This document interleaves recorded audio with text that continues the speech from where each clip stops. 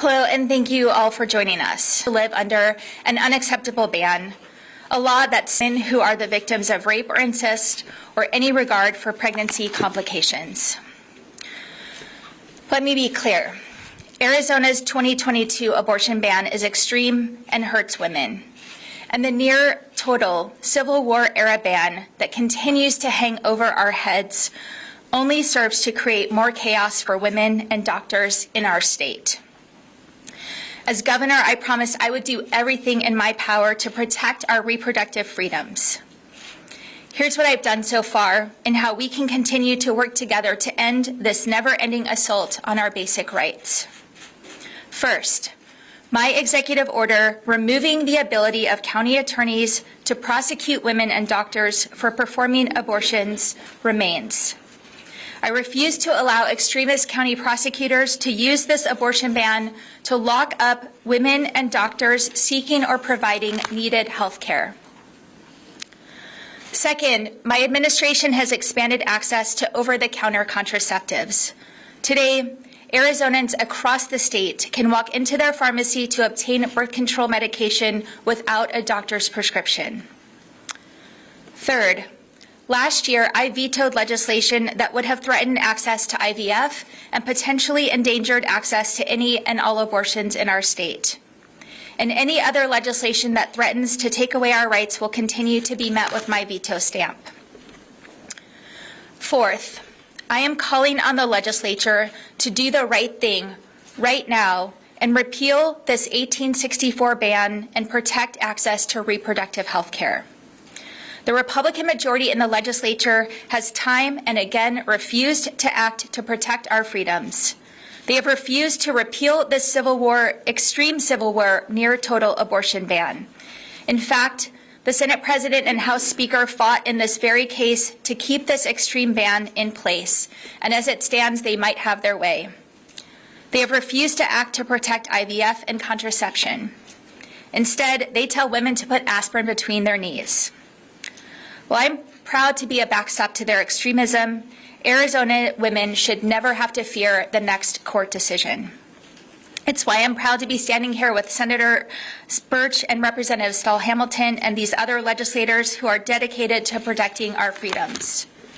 We are 14 days away from this extreme ban coming back to life. It must be repealed immediately. And while I'm glad IVF and contraception are still available to Arizonans, we know they are under attack. Just last year, I vetoed a bill that would have threatened access to IVF. We must act proactively to protect these essential rights. Finally, this November, Arizonans may have an opportunity to make their voices heard on this important issue. To the people across Arizona who are concerned about the future of abortion rights in our state, who are worried about their bodily autonomy, who don't want to see the freedom of their wives, sisters, and daughters restricted, you can make your concerns known at the ballot box, and I encourage you to do so. Now I'm going to hand it over to Representative Stahl-Hamilton. Thank you.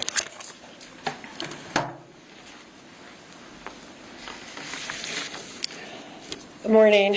Thank you, Governor Hobbs, for the work that you are doing and what you will continue to do to protect our rights and our freedoms. And thank you all for being here. This is a devastating day, but we are far from being defeated.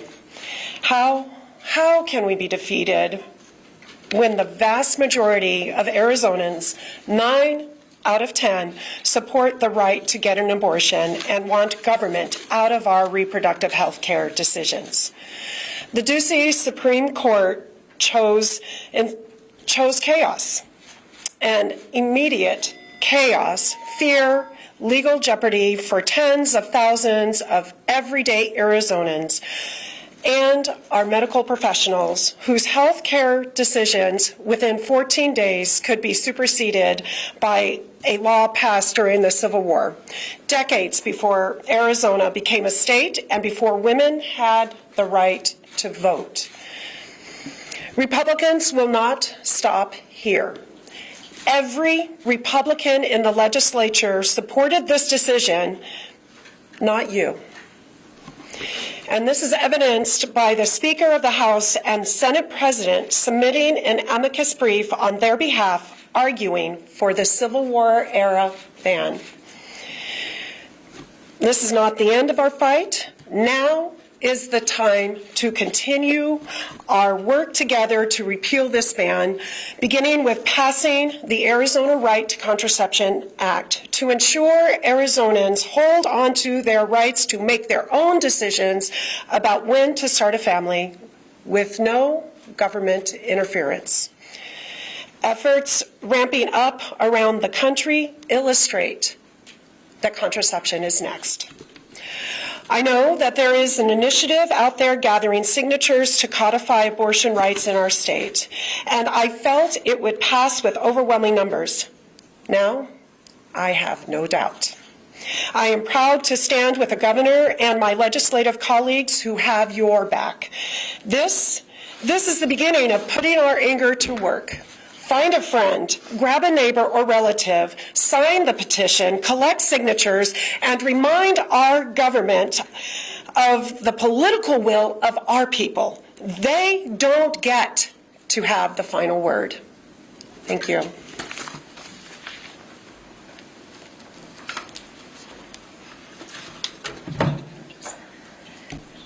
Good morning. I'm State Senator Eva Birch. A couple weeks ago, I had an abortion, a safe, legal abortion here in Arizona for a pregnancy that I very much wanted. A pregnancy that failed, like many of my pregnancies before it, an embryo that was dying, and a miscarriage that was destined to happen. Somebody took care of me. Somebody gave me a procedure so that I wouldn't have to experience another miscarriage, the pain, the mess, the discomfort. And now we're talking about whether or not we should put that doctor in jail. This is outrageous that we would even dignify the consideration of this type of ban. A ban drafted when women had no say, when Arizona was not a state. This isn't what the people of Arizona or the people of this country want. We're talking about a small number of really extreme political leaders calling the shots for everybody else. Republicans don't want this. Independents don't want this. Democrats don't want this. We have to look at who our elected leaders are. The time is now. It's done. I've had enough. The people of Arizona have had enough. We are electing pro-choice candidates in November. Watch it happen. That's all I have to say.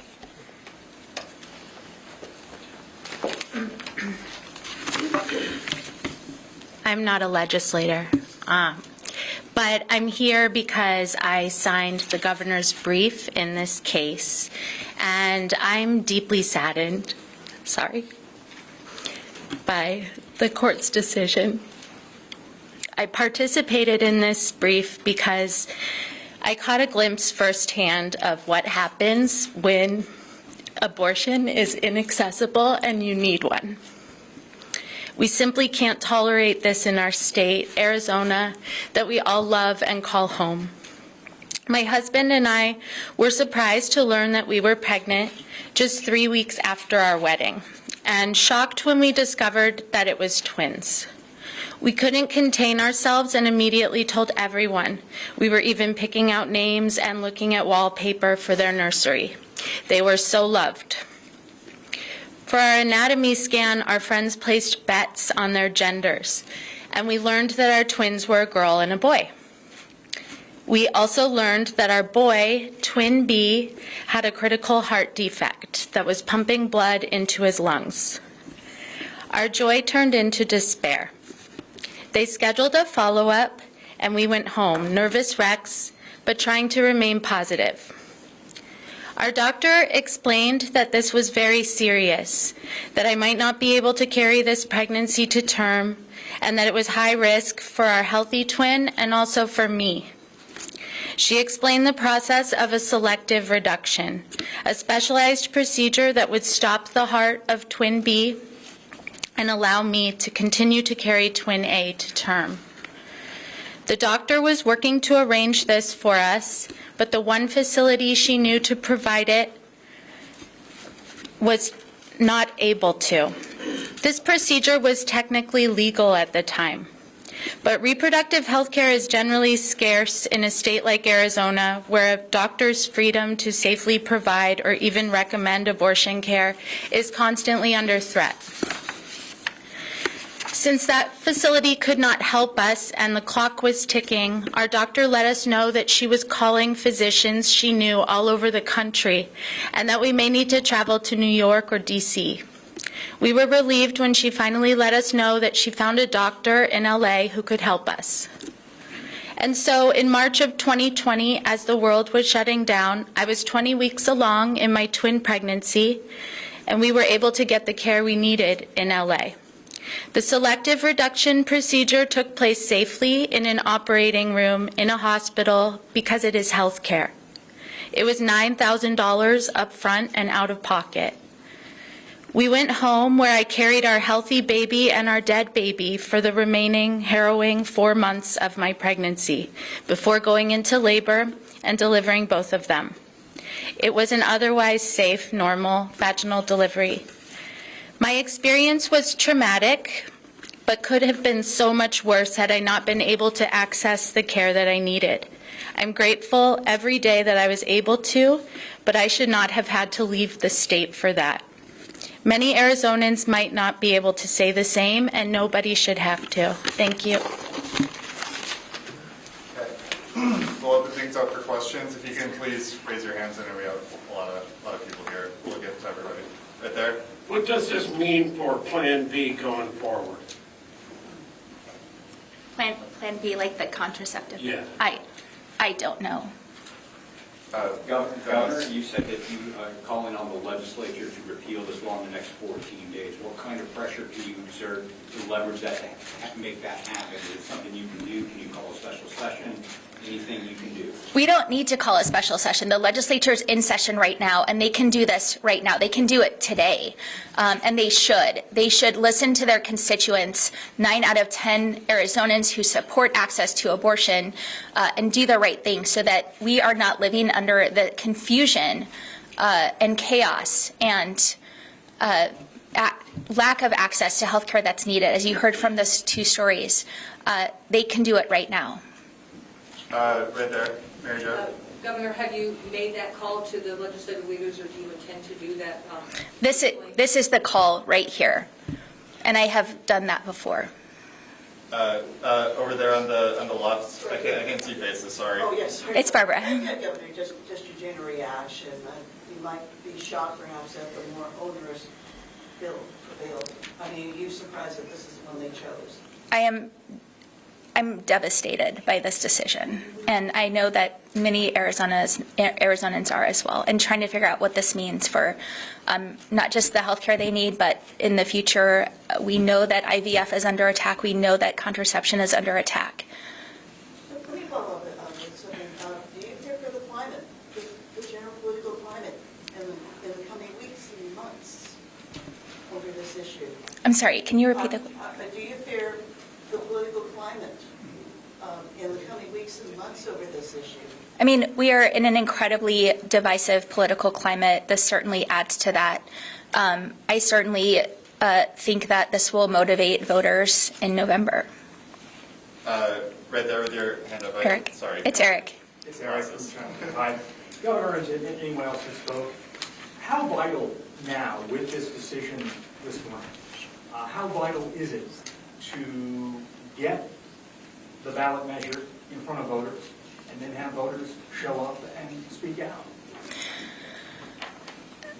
The legislature has ignored the will of the voters on this issue for decades, certainly with the 2022 ban that was passed, and certainly with the leadership signing on to uphold the 1864 ban.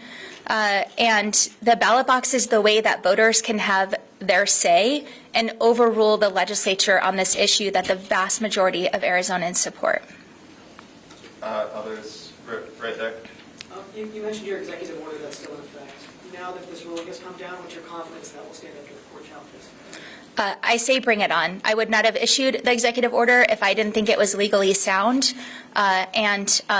We want to make sure that women have access to the health care that they need and that overzealous prosecutors aren't using this law to criminalize them. Any, right there? What impact do you believe this will have on the presidential election in Arizona? As I said, I think this issue is going to motivate voters in November, and I'll leave it there. Mary Jo. Are you, what is your stance on an appeal during this 2-week stay period? I'm sure there's going to be an appeal. It's going back to the trial court, and I'm not a lawyer, and I don't want to say something that's not correct. And we just got the decision the same time you all did, so I have no more information than that. In the back. If the ballot initiative is successful, is that going to lead to legal issues between this and the ban, or is that going to override the ban outright? The ballot measure is a constitutional amendment, and it would supersede this ban. Right there.